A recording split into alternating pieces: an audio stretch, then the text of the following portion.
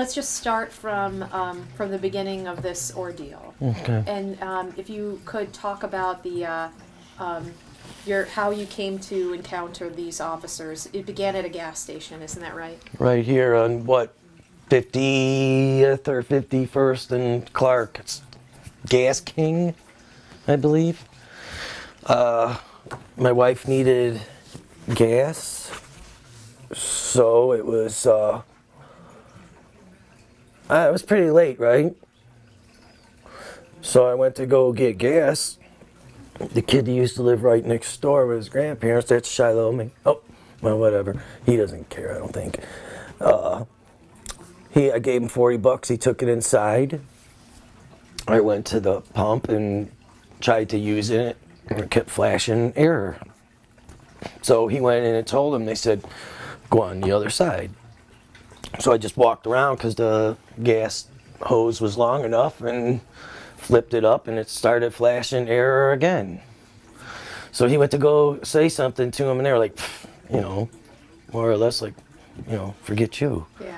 So I went in and told him, you know, just give me my $40 and I'll go. And they're like, nah. I'm like, what? I'll go. You know, go to the other pump. I said, no, I'm going to go somewhere else. Just give me my $40. And he told me to get the fuck out. I was like, no, I'm not leaving. I'm not going anywhere till you give me my $40. And so we're going back and forth. I said, fine. Who's the manager? You know, I wanted his license. And I pulled out my wallet, and this is where they tried to say that I was representing myself as a police officer. Now, this is what I tried to I called the police. They jumped, one ran around the end, and the other one tried to jump the counter, and they attacked me with a baseball bat. This is the two guys at the gas station. Worked at the gas station. Mm-hmm. And so first you opened up your wallet. And I pulled out my license. I said, let's exchange give me your license. He goes, oh, you think you're, I said, no, it's not a cop. You see right on it, it says fucking brother, man. What was it in your wallet? It's just a little bitty badge. My brother died as a Cleveland police officer. So they gave us all one. Mm-hmm. You know, it said brother on it. It's about this big. So it's like a memento. Yeah. You know, and they gave it to me in a wallet. Yeah. So I carried it with me every time because my brother and I were really close. Yeah. And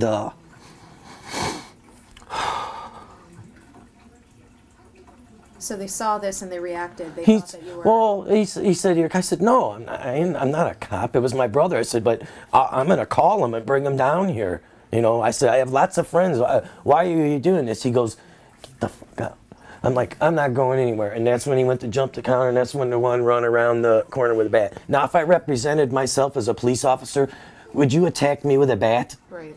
Would you attack me, period? You know, off duty, on duty, there is no off duty for a police officer. Like I told you, my father, my brother, my cousins, you know.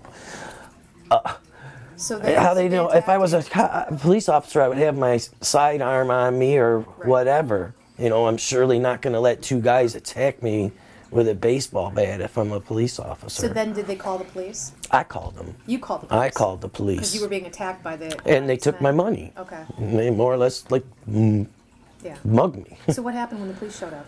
We were waiting outside, and I explained to them, this is where it gets a little foggy for me, that initial thing.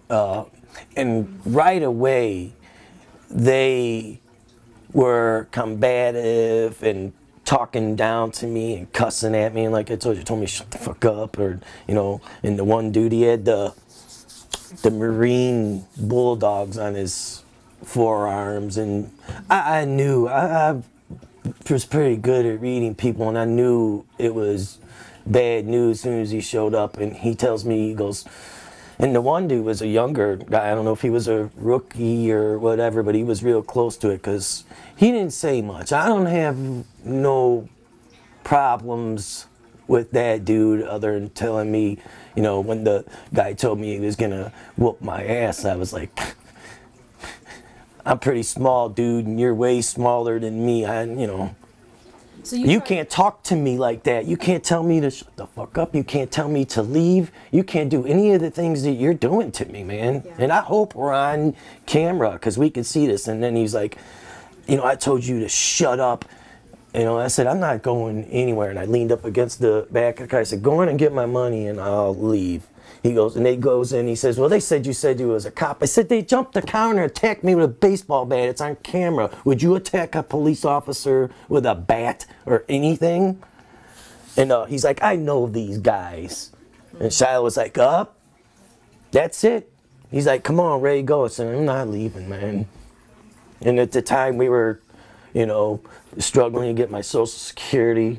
My wife was, I don't know if she just got the job then or, she had it for a couple years, but we weren't doing very well financially. It's a bit, she wouldn't have made it to work for the week. Right. So how was the arrest? What did they do? He came back out and he says, to the younger officer, the one that was the troublemaker was the bald guy. I had their names. I got the folder. Yeah. In the room with a bunch of the information, okay. Yeah. He goes, looks like to me you were in there acting like you were a cop. And that's when I told him, look, man, if I had told them I was a cop, put yourself in, would you jump a counter and run around and attack me with a baseball bat? Yeah. Doesn't make sense to me. So I go outside and he kept yelling at me to go home. And he's like, to just drag you behind the building and whoop your ass. I'm like, well, you feel froggy, man.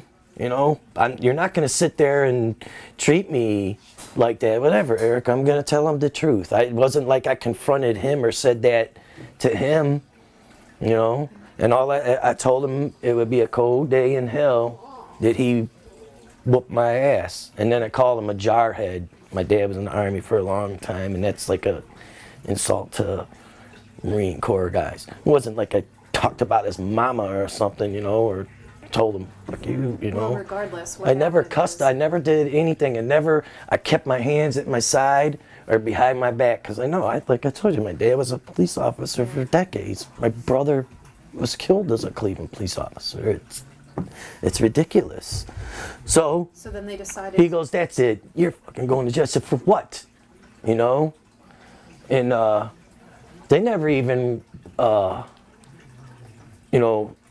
read me my rights till I said something to him. And he spun me around, grabbed my arms, and slammed me face first into the back of my wife's Jimmy. So it wasn't like he slammed me over it. He grabbed me by my collar and by my arm and slammed me into it. And then Shiloh started to say something. I said, leave.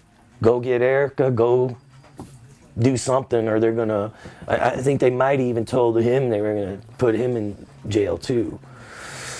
And that's the last thing I wanted was the vehicle to get towed and impounded and us have to come up with hundreds of dollars. So then they put you in the cruiser? Yeah. He grabbed my arm and he had my arm, my wrist and hand probably up by the back of my neck.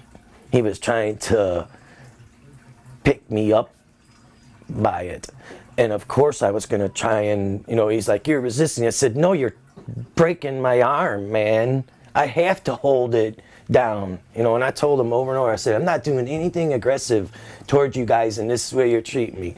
And then when they went to put me in the door, I don't know if it's law or pretty much mandatory, they put their hand on your head to put you into the seat, bend your head over, and he hit me right underneath the ear. He slammed me up against the roof. Every chance them two dudes got it. Not the other one. If he did something, it was when he was behind me, because I didn't know. So after he got me into the car, he was telling me, if you'd have just shut the fuck up and went home, you wouldn't have to go through this. I said, I don't know how well off you are. I said, but I'm disabled. We have not much. This $40 we are counting on to get my wife to work. Plain and simple. You guys, you said you know him. So obviously, you're on their side. There's nothing I can say or do. And they just sat in the car and bitched at me for a while, threatened me again, and told me he should have took me behind the gas station. I just looked at him and like, pfft. So then they took you down. Whatever, yeah. And then when they took me downtown, they sicked them on me. That's exactly what they did. They brought me to the counter, and that was on video. They brought me to the counter, and when they brought me to the counter, they slammed me against it, you know, right in my rib cage. And he said something along the lines of, this fucking punk is over there running around with his dead brother's badge, acting like he's some kind of police officer. And I was like, you know, what could I say by that point? And they did their little thing, and the dude looked right at him, and that was the Richard Vega. And he goes, don't worry, we'll take care of him. And it wasn't within 5-10 minutes, because I told him, look, man, you can't put me with anybody else. I'm disabled. You know, I'm in bad shape, because when I left here, I didn't take my medication, and it was time, you know. So I was already hurting, you know. I told him, you can't put me in there with these guys or whatever else. You know, I can't defend myself. I can barely move. And he was standing right here, and as I was talking, he punched me in the back of the head, slapped me, you know, in front of everybody. Where was this? Right there in front of, here's the desk, okay, where they bring you off the elevators, and they're behind it, and they walked, you know, he walked me around and put me over by this glass room, and then they got everybody in line, and then, you know, they said that I was suicidal and made me take my clothes off right there in front of everybody. This was in the booking area. Yeah, it was like it was by the glass room or something, and gave me this paper suit or something. Did they separate you from the rest of the group of people who were coming in? Never. So everything happened in front of everybody. Yep. So then what happened? How did this start to... So he slapped me around, punched me, whatever, and ended up putting me in the cell with an older guy. He was gonna testify. Detective King talked to him from a window, and he goes, I'm a black man. Don't matter what I say anyways, he goes, you know, but he's, you know, he said they beat the fuck out of him. So I'm in the cell with this guy, and he turned out, you know, I had 2 mattresses on the bunk, you know, and when the guy came in, he was just sitting around or whatever. I said, man, you could take a mattress, whatever. So we kind of, you know, hit it off. We were just talking. We were both a little older than everybody else that was in there. And let me think. They brought the O'Malley and Vega, and they brought some other guys to the front of the cell, and they're like, yeah, that's him running around. He said, that's the little bitch running around acting like he's a cop. He said he's whining and he needs his medicine and all that. I said, I need to speak to the nurse. And every time I said something to him, they just told me, shut the fuck up. That's exactly what they said. It was 3 days of getting beat. So it's hard to put it in chronological order or whatever. It comes to me in, you know, like waves. I can remember stuff. Yeah, it would not let me use the phone. Couldn't call a lawyer, couldn't Nothing. call your family. Mm-mm.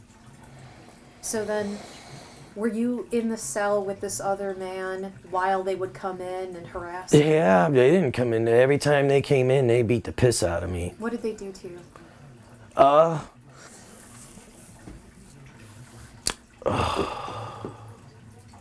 The first time O'Malley came in, he was backhanding me real hard and grabbing me by my hair, but I didn't have much. And would call me a bitch and, you know, kind of shit, you know. I was like, who's the bitch, man? You're in here beating on me like a dog. I said, you're a coward, man. You know, you're using your position. So he, you know, said a few things and then he left. Came back again, and this time he beat me bad. He walked in, he told the guy, get up, move. He goes, I ain't going anywhere. He goes, you want some too? And he made him stand outside the cell, and he beat me and grabbed me by my face and my neck and was kneeing me. And that's, I knew, I felt like electrocuted, or, you know, I boxed for years. I know how it feels to get tagged, and there was nothing like it. When you can't defend yourself or you don't know what's coming, it's hard. And he was wailing on me, you know.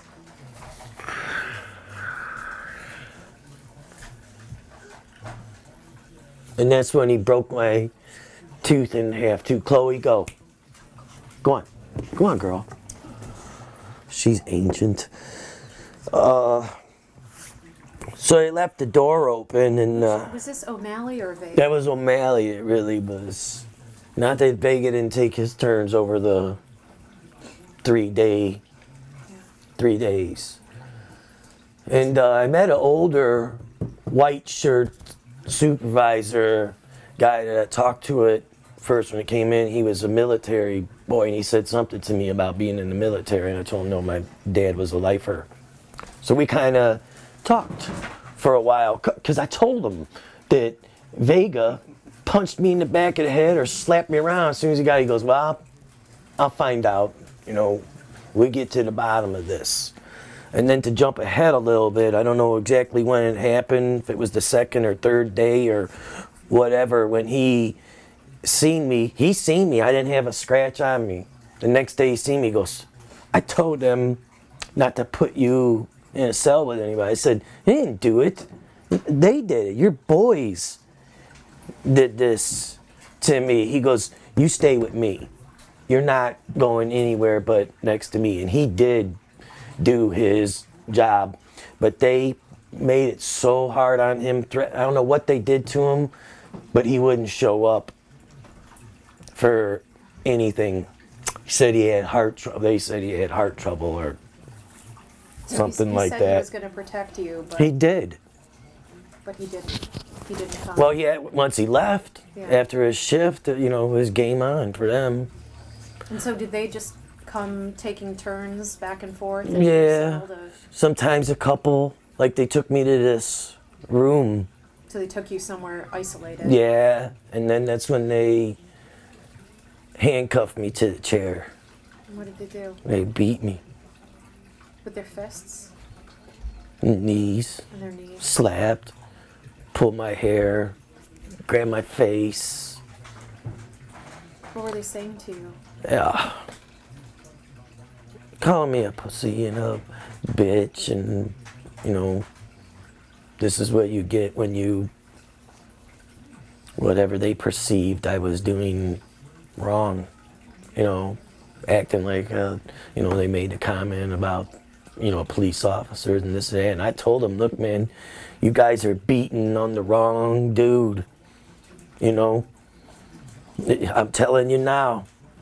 You know, I know a lot of people, which I did. You know, soon as I don't know if I should give his name. I don't think he would care. He's retired, but he was a bailiff for Judge Calandra for a year. After my father died when I was a little kid, he became like big brothers and sisters, took me under his wing. And he seen me leaving the Justice Center that the morning that they let me go. And he was like, what did you do? Were you fighting? Did they arrest you for fighting? I said, no, they did it here. He goes, call this guy, and he gave me Terry Gilbert's number. Yeah. So Terry is actually a friend of a friend. And the one time when when O'Malley came in, it's really foggy, this part, but it's like I almost could watch what was, I don't want to say out of body experience because it seems crazy, but that's what it felt like I was watching it happen to me. I think that happens when you're in the middle of a traumatic circumstance.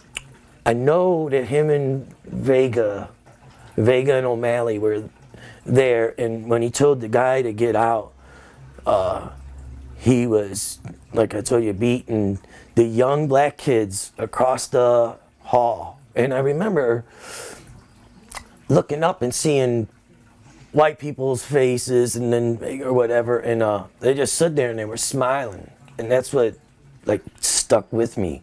And the young dudes started screaming and yelling down the hall and waving. They were also in the jail? Yeah, they were across the hall in the cells right across from me. And they started going ballistic, man. They're like, hey, for some attention. Yeah, they're like, somebody help him. You know, they're like, and the officers were he goes, they're gonna kill you. They're gonna kill him. You know, I remember blood everywhere. And then that's when they took me away. Where'd they take you?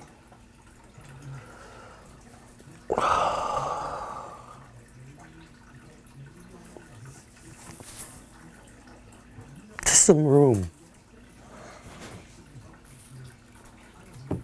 I don't remember. They just took me to the room, and then they handcuffed me. And it wasn't only just them two, because after their shift, I remember it happening too. There was a young guy that was on probation or whatever, that they caught him lying several times during the trial. He said that he took me this way. Here's the counter where you get brought in. There's a little doorway at one end, you know, little hall door. And then at the other end, there's a little hallway and then another desk. Looks just like this. You know, it's kind of the way it's shaped. And this is where you turn in your belongings stuff. I didn't have any. I think just my wallet, which they took, you know, said that I was using it. Young, short, muscly white kid. I used to remember his name. It's in there. I don't know if he was able to keep the job or whatever, because he was on, from what I remember, he was on probation or something. New dude. He said, because I remember Victor Perez asked him, he goes, are you sure? Because we had the tape.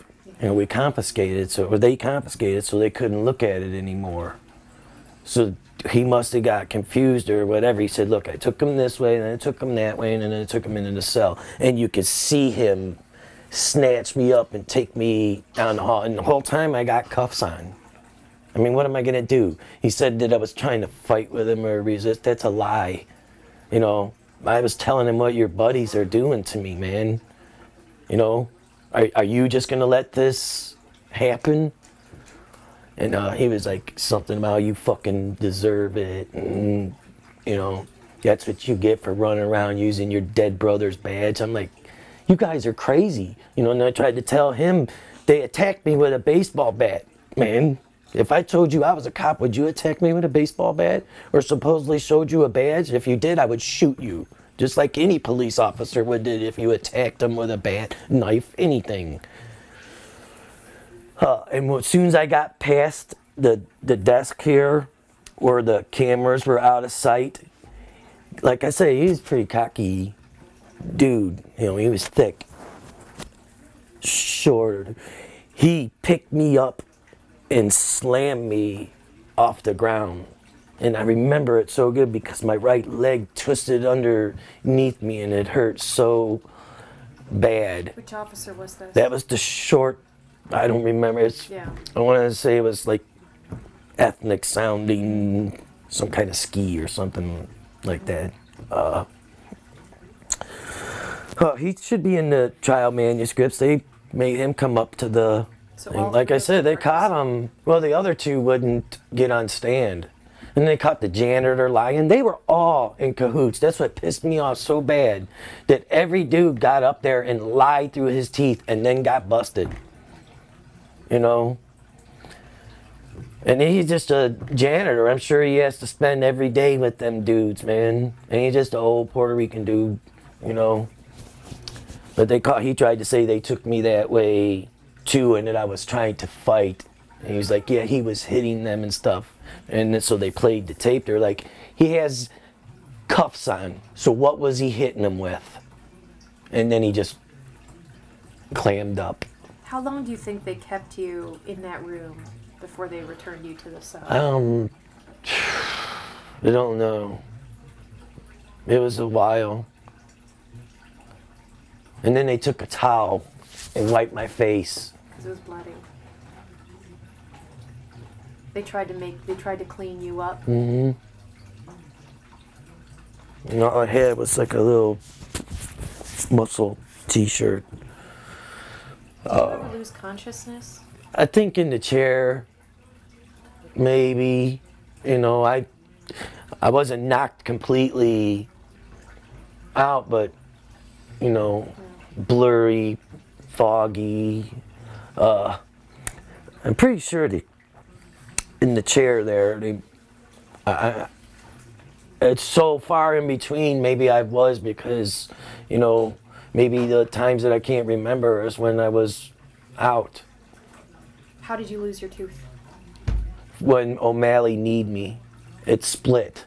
I didn't knock it out like this, but I had to get it fixed, and it was, like I said, a lot of money.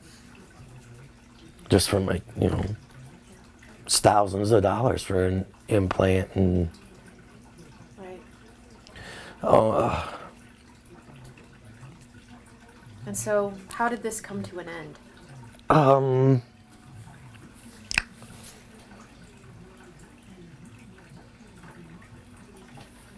are you? The older officer that I told you about that clammed up took me to another black officer who had a bald head, and he's the one that took my statements. That's when, you know, it all pretty much came loose.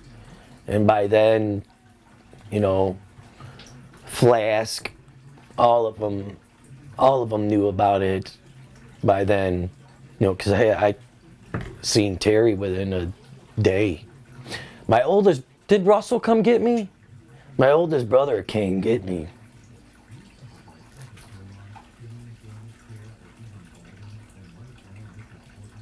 He'd see my face. He goes, what did you do? I said, I didn't do nothing, man. What do you mean, what the fuck did I do? He goes, well, I have to ask you. You know, it's just the way he is.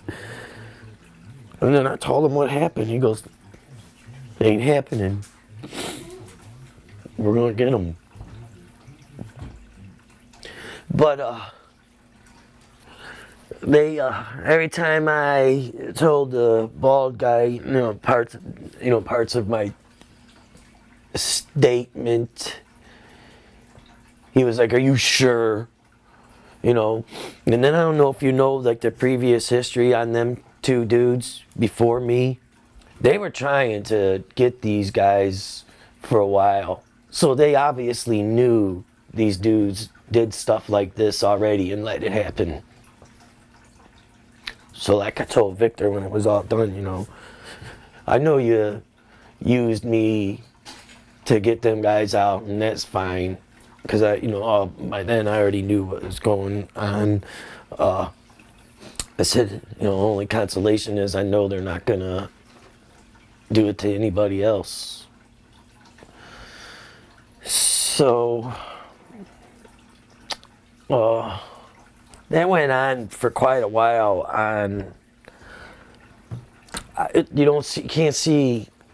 There's no lights, so you don't know if it's night or day unless you're already sleeping or whatever. But I never got a chance to sleep, you know. They just keep the lights on, don't they? Yeah, and they just took me out and beat the shit out of me time after time, so it all became a fog. And then the lawyers were trying to say, well, it sounds like you're making up stuff because you can't remember when this happened or that happened or who did it. I said, okay, put it like this. It seemed like every single time they came to see me or get me, they beat the shit out of me. That's what happened. I can't tell you specifically what day it was or what time it was when there's no light, there's no nothing, there's nobody to help me. The only people that tried to help me were the young black dudes that were screaming down the hall. And it wasn't like they were yelling, they were going nuts. You know, like it sounded to me like the whole hall was screaming for them to do something. So everything just blurred together? Yeah. The time? Exactly. There was no time for me. It just seemed like one long torture session. The guy who was in the cell with you, after he kneed me and that, and like I said, when they put me in the chair was bad too, but by then I was already beat the piss out of. But when he came in the cell and made him get out,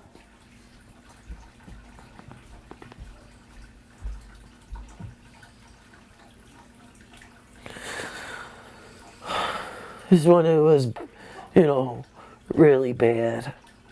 I remember his knees, you know, he's such a huge dude. I remember his knees, like, rattling my head, man.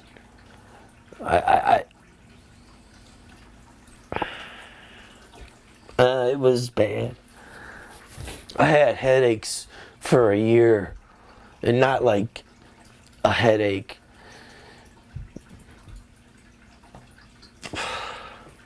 It's hard for me to admit this, but it was mind-boggling how bad it hurt.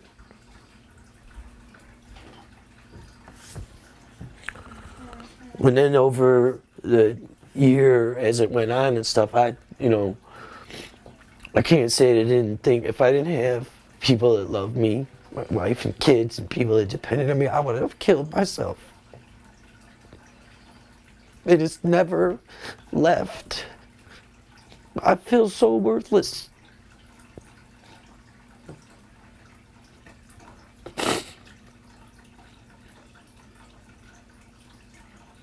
And, you know, they told me, man, you should watch your back, you should do this. It's,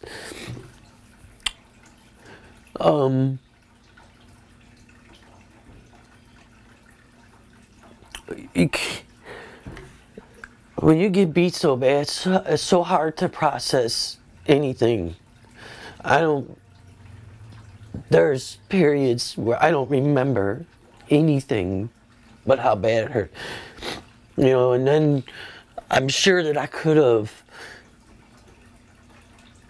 maybe would have hit home a little bit better when I told you, and he said, it's not over. It ain't never fucking over, you know. And he bent over and whispered in my ear, he goes, I'll find you and I'll fucking kill you. And by then I was already like, fuck you, man. You know, come get me. Ain't like you can do much worse than me. Just remember, this time I'm not gonna have cuffs on. And leading up to the trial and stuff, they came here. And I have multiple witnesses that were here when they came to the door. Those two officers? No, this was, I never seen him before. But he didn't have his work shirt on, but he had the pants on and shoes, you know, that most officers wear, the lightweight, you know, they're not combat boots, but tactical boots or whatever you want to call it. And he's like, come out here. I'm like, well, who are you? He goes, come out here, I need to talk to you for a while.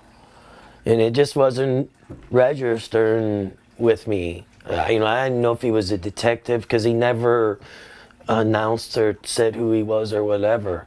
So I went out there to talk to him, and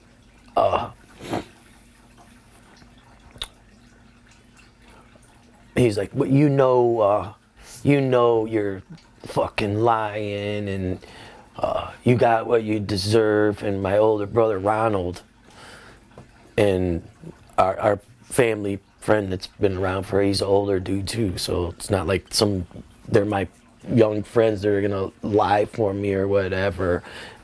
They seen him, you know, like getting hostile or whatever out there, and he screamed, you know, and it brought me to, and then I was like, oh, you know, then it dawned on me what the hell was happening. And they came out there, Bill and Ronald. I think Leonard was here too, I'm not positive. And they're like, who are you and what the fuck do you want? My brother's like, get the fuck out of this yard right now. You got a arrest warrant? And he's like, Raymond, what did he say to you? And you know, I told him what he said, and Bill kind of got pissed off and was like, you know, why don't you try beating on me for a while?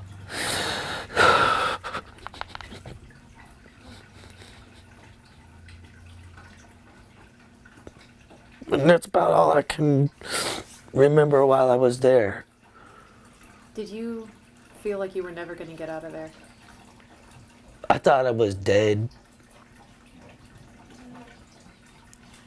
You know, I know enough to know when bad stuff is happening, and my head, you know, was exploding. It hurts so bad, and the ringing in my ears was so bad I couldn't even hear anything or concentrate or nothing. And that went on at least a month, where it was the ringing and, you know, hurting real bad. And from underneath my armpit to my hip was purple. From being kicked and punched? I don't know how I don't remember when they did that or how, but obviously I didn't do it myself. How did they try to explain your appearance when you... They said I came in like that. And then the pages out of the book that they have, where they gotta say, all disappeared. And Victor told me that himself. And then they tried to put one in that obviously didn't belong there, was done after the fact, was not part of the book, you know, anything like a booking like photo? that. I don't know, it was just a book where they write down what was, my appearance, all that kind of stuff when I came in. Yeah, I saw those things. He says, they said I came in like that at first. That's what they tried to say at first. Obviously, they didn't talk to the nurse before they tried to get their story straight. And I pleaded with her, if you put me back in there, they're going to kill me, man. She goes, who's going to kill you? I'm like, they're beating me and beating me and beating me. They're handcuffing me to chairs. They're kicking me. They're kneeing me. She's like, who? I'm like, the guards, the big fat white dude, the Puerto Rican dude with the big mustache and the short guy. I said, all of them. It's not stopping. I can't tell you who's doing it. And then she finally gave me my medication, so I was able to fall asleep. And then I woke up to them grabbing me by my face, and the older dude was gone by then. So by then I was by myself. And they stood in front so no one could see behind. It seemed like a lot of people, because it was a Friday, maybe might have got let go. But they kept me, and then it got pretty, you know, I woke up to him grabbing me and punching me in the face. He was pulling my head to his fist. And by then I was like, fuck it, I just laid there. Because I knew if I would have fought back, they would have killed me. And said that I did something to deserve it. Were you cuffed this entire time? No. When they took me to the room, I was cuffed. When they abused me around the... Whenever they took me out, they cuffed me, and, you know, and then they, you know, they would tag off on me. But in the room, just the initial time when they put me in there and beat me, I was cuffed. But every time they took me out, like I was a danger to someone, I'm disabled. You know, when I told them all the time, man, why are you guys doing this? It's not like I can move, man. No shoes, no socks, nothing. Never gave me a blanket, nothing. Not that that seems really insignificant, but, you know, at least I could have hid my face from the light, or, you know, because the light, I remember it was like tearing me up, and still to this day, light tears me up.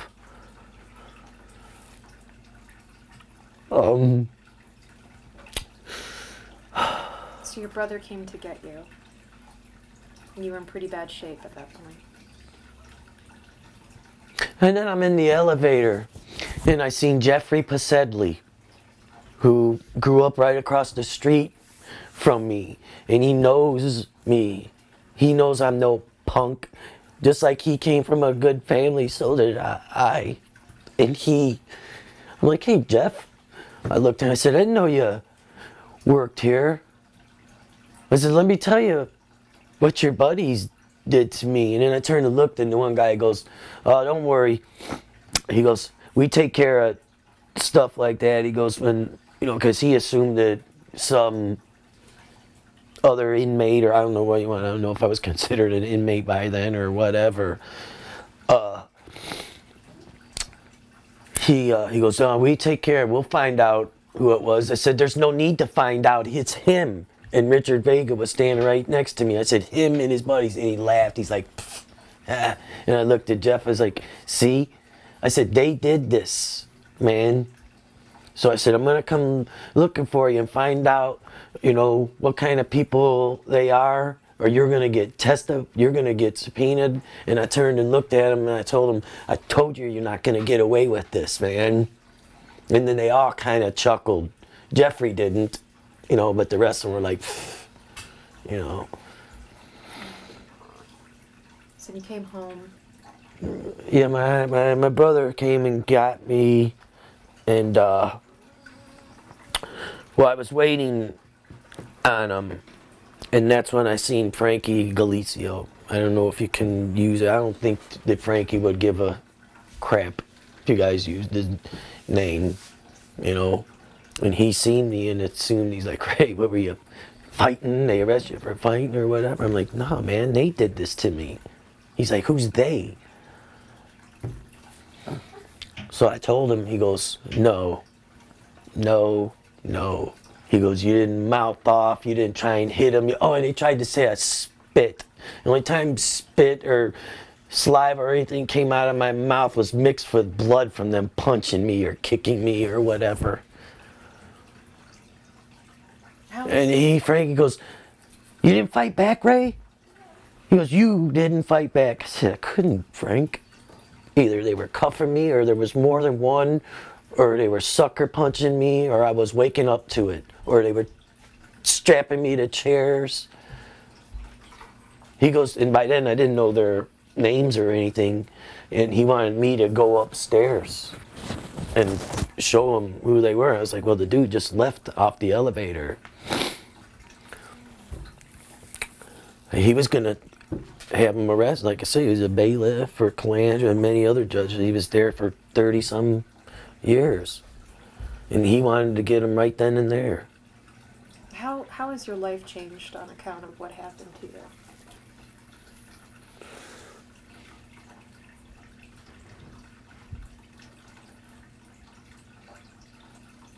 You want to step in, Erica?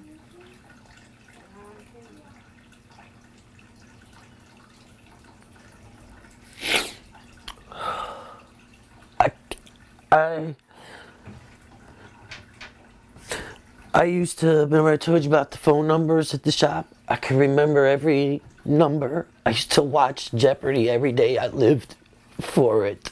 I used to read all the time.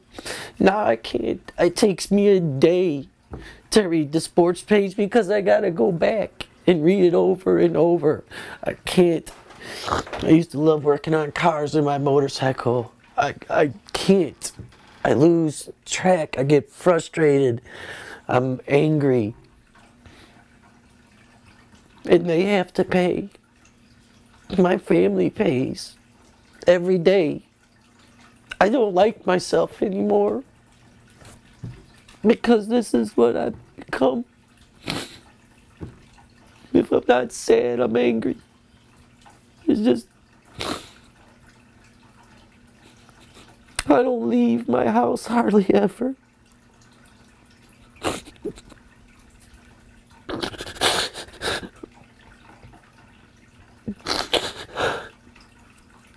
You don't know if they mean it, you know, if they're gonna come get me. And I have to worry. I worry about my family all the time, especially Eric, my wife, leaving. And there's phases that happen where I have no idea what the hell I did or what happened or anything. Sometimes I get so scared and paranoid I can't function. I lock myself in the room. I lock the gauge. You can see the chains on there. That's part of the reasons that I have the 2 dogs. The others, the Bleeding Hearts rescue them. So, my other daughter, and then say that I tell them or have conversations with them that never happened. I'm like, what the fuck are you talking about, man? And she's like, you do it all the time, Dad. You say you call me, or I was over and I did this. She's like, I was never there. I yell and scream all the time. Unless I can catch myself, you know, when it first happens or ahead of time. If I have enough time to think about it, I have to plot my course and constantly kind of remind myself all the time, hey, you know. And I'm constantly looking out the window or watching my back, or if I'm driving, my eyes are in my mirrors or darting around all the time. It never, ever, ever stops. You know, it's hard to admit when you're afraid of something, because I ain't never been afraid of nothing. Not trying to be tough or whatever. Yeah. And I've had some, you know, we didn't grow up in the greatest neighborhood. You know, I was the first class of busing.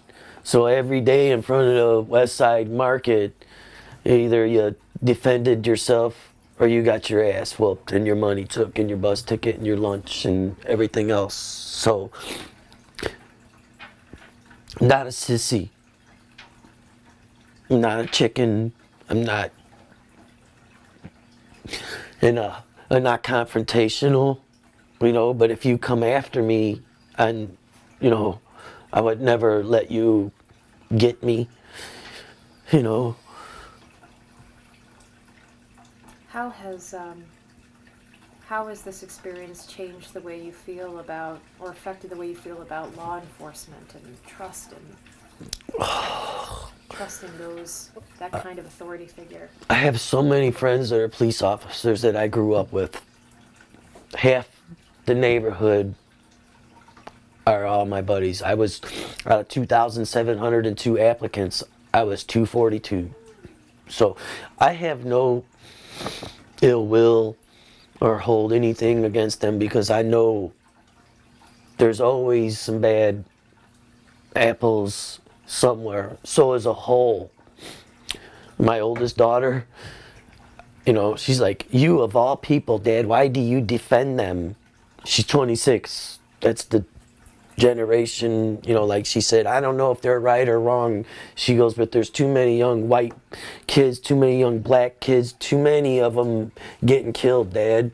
You know, we were arguing about the kid at the park. I was like, Jessica, he had a gun in his hand and he removed the orange thing. Whether they knew it or not, they told him to drop the gun and he didn't. You know, so I defend them when they deserve to be defended, but I don't hold them as a whole responsible for what happened to me or the guards. I can't mention the name, but I have a really good friend that is an older fella too. He actually runs a community center, and his nephew is a guard, and they told him to tell his uncle to tell me to make sure I don't never fucking come back, because I ain't leaving. So even though that... So I'm afraid to leave the house.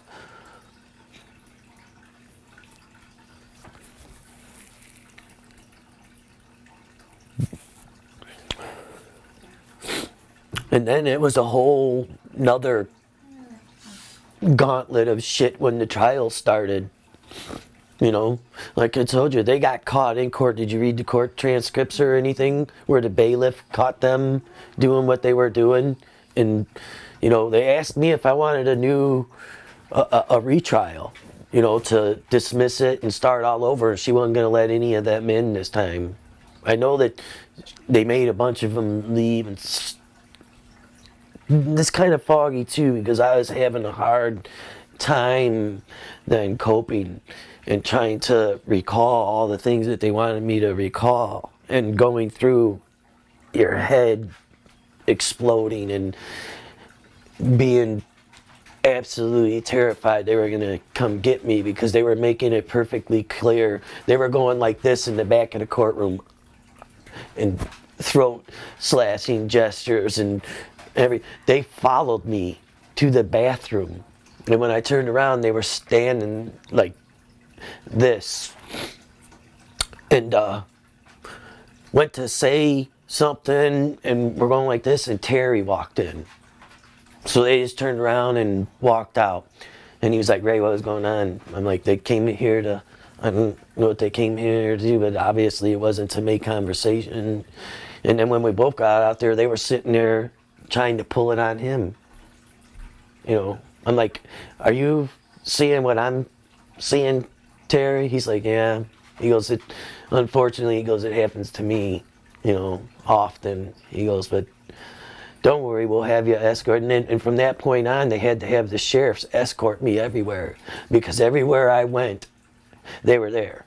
And I remember this, it just came to me. I was in the elevator because I didn't drag my family to the courtroom. I didn't want anybody to know. You know, like, they already knew, you know. And my mom she came one day. And she just passed away. She's 86, so she was, I don't know, 70, her late 70s then. And she's seen it, what they were doing. And she tried to say stuff, you know. She even stood up and was like waving to the judge because she seen the guy. She was sitting right across from him. They didn't know that she was my mom. And she's like, he's sticking his gun in his mouth, you know. She's like, that's my son. She's like, well, look what they did to him.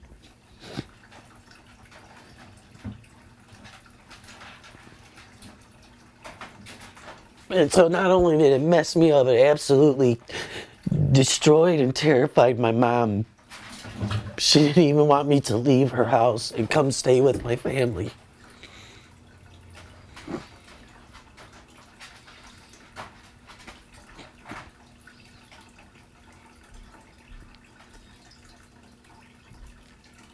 And that went on, you know, for a while in the court till they got busted, till they got caught doing it. They should have went to jail for that, you know. And I remember there was a few people there the first day or two. That's the only days I went by myself. I was like, I looked on the side where I was sitting, there was just a few people, and on his side was packed. Police officers, guards, everything. And every set of eyeballs over there was burning a hole through me. You know, and the lawyers were calling me liars, and, you know, they're like, why is Mr. Gilbert sitting over there? Because this is all about money for you, isn't it? You're going to try and sue them and get them. I said, no, this is about justice. This is about them beating the piss out of me and thinking they're going to get away with it. I told them, you're beating on the wrong dude. I'm not going to eat it, and I'm not going to forget. One day, one way, you're going to pay, man. And I wasn't threatening them. I meant we were already in court, you know. But I didn't think they were going to get convicted. It's rare that they do. Well, he said that in all of his years of doing, even Lauren was the judge. Lauren, I want to say Hill, but she's the Fuji's chick, I think. Lauren, so I have it all in the thing there. She was like outstanding. She goes, I know what they did to you. She said, I have never seen anybody more believable. And, you know, and even Victor was like, man. He goes, now I know why you're here. He goes, they couldn't rally you. I said, that's what you think, you know. Just because I didn't show it on my face, you don't know what was going inside of me, man. I told you they were following me around, Victor. I told you they were sticking guns in their mouth and making throat slashing gestures, and you said there's nothing we can do unless we see them.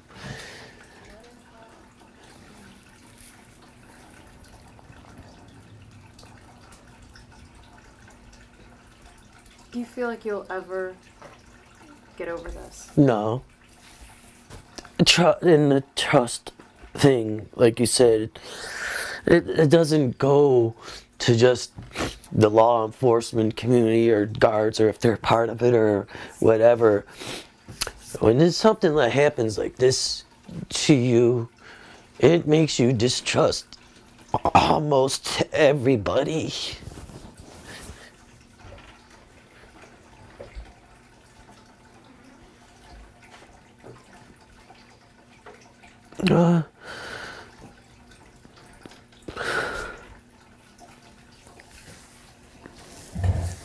Settlement.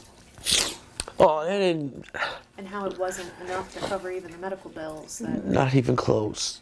Not even close. Did you feel like settling would just bring an end or some kind of closure to No, he said you take this or you get nothing. That's exact words. because So of I had to sue them. the civil protection, the protection on the for being civil servants? Well, the civil, right. I had to go after them, and then they filed bankruptcy. And the only one that came off of any money was O'Malley, right, Erica? Vega didn't come off of anything. We've put you through a lot, Ray. Dave, do you have anything that comes to mind? Anything else? I think it's all covered. Yeah. I know this was hard to relive. No, it's not. It's every day. It's not like because you came around, I relive it. Every time I see a police officer in my rear view window, I get white knuckled and freaked out. Or there's a strange car in front of our house, or when people come to our door, you know, I'm like, I can't even describe the feeling that overcomes you inside. It's fucking terrifying. I don't sleep. The only time I sleep is when I'm exhausted and pass out. I sit here in the dark and hear noises and I'm like, oh.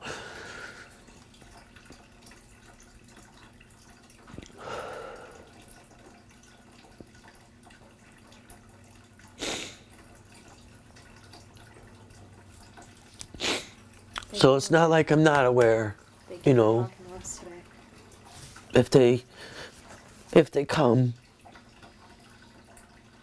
Like I said, one of the hardest parts are doing all these things that I don't ever recall. And obviously I had to be really terrified because my wife said I was on the front porch in my underwear cleaning my hunting gun. Who does that? Not me. You don't remember doing that? No. You know, and I've done other stuff.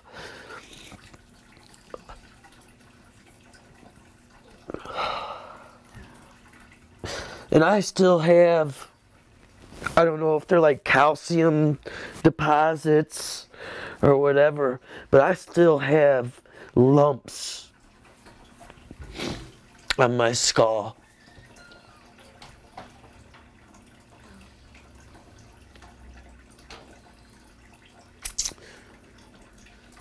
I'm sure there's more to tell you, I just can't. It's okay.